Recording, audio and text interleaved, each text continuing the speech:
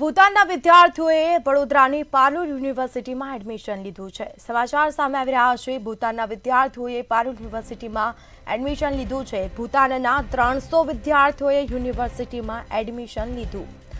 વિદ્યાર્થીઓનું એરપોર્ટ ઉપર પરંપરાગત રીતે સ્વાગત કરવામાં આવ્યું। વિશ્વભરની સંસ્કૃતિઓનું પારુલ કેમ્પસમાં મિશ્રણ જોવા મળ્યું છે। ભૂતાનના વિદ્યાર્થીઓ પારુલ યુનિવર્સિટીમાં અભ્યાસ કરશે, એડમિશન લીધું છે। વિશાળ કેમ્પસ અને ગુણવત્તાસભર શિક્ષણ આપશે ઉજ્જવળ ભવિષ્ય।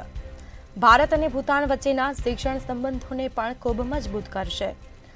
તમામ વિદ્યાર્થીઓનું એરપોર્ટ ઉપર સ્વાગત કરવામાં આવ્યું હતું અને વિશ્વભરની સંસ્કૃતિઓનું પારુલ કેમ્પસમાં મિશ્રણ જોવા મળ્યું છે।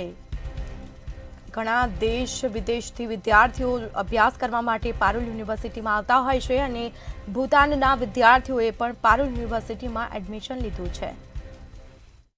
દેશોથી છોકરાઓ આવે જ છે, પણ આ એક સાથે 300 છોકરાઓ યુનિવર્સિટીમાં આવવા એ અમારી માટે is not more than a dream કે જે અમે લોકોની મહેનત પછી એ સાક્ષાત થયું છે। અને રિસ્પેક્ટિંગ ટુ ધ કલ્ચર કે ત્યાંની ડાયનેસ્ટી અલગ છે, અહીંયા આપણું કલ્ચર અલગ છે। તો જ્યારે બી આપણે કોઈ બી દેશમાં ભણવા જઈએ છીએ, આપણે એટલા માટે જ જઈએ છીએ કે આપણે ત્યાંનું કલ્ચર શીખી શકીએ।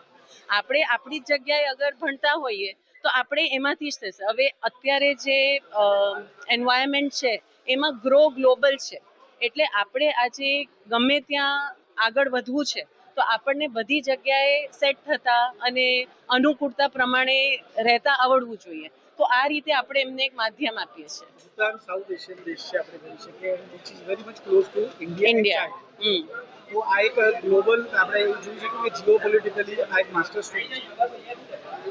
એવું હું એક્ઝેક્ટલી તો ના કહી શકું। અમારું કામ એકેડેમિક્સને પ્રમોટ કરવાનું છે અને યુનિવર્સિટી ખાતે થઈને આજે જે અમારું પ્રેસિડેન્ટ સરનું એક વિઝન છે કે we are globally recognise university, તો એમાં બધા જ દેશોથી છોકરાઓ આવે એ જ અમારું સપનું છે।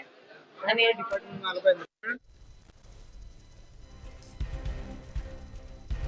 વિદ્યાર્થીઓનું એરપોર્ટ ઉપર પરંપરાગત રીતે સ્વાગત કરવામાં આવ્યું હતું। તમામ વિદ્યાર્થીઓને આવકારવામાં આવ્યા છે।